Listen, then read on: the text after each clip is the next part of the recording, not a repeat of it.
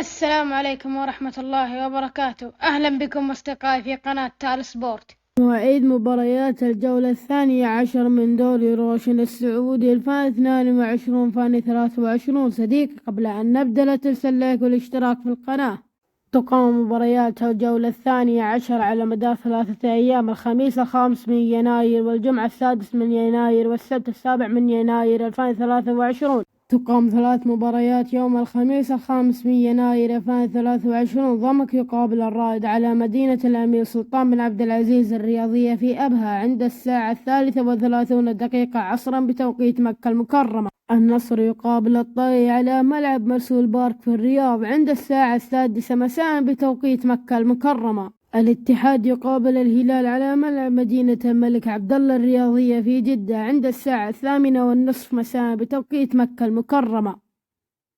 تقام 3 مباريات يوم الجمعة 6 من يناير 2023. الفيحاء يقابل الباطن على ملعب مدينة المجمع الرياضية في المجمع عند الساعة 33 عصرا بتوقيت مكة المكرمة. العدالة يقابل الفتح على مدينة الأمير عبدالله بن جلو الرياضية في الأحساء عند الساعة 6 مساء بتوقيت مكة المكرمة.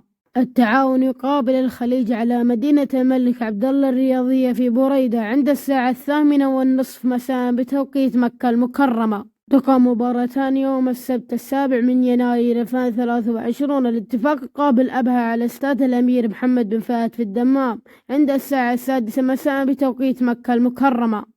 الوحدة يقابل الشباب على مدينة الملك عبدالله الرياضية في مكة المكرمة عند الساعة 8:30 مساء بتوقيت مكة المكرمة. الله يعطيكم ألف عافية أصدقاء تال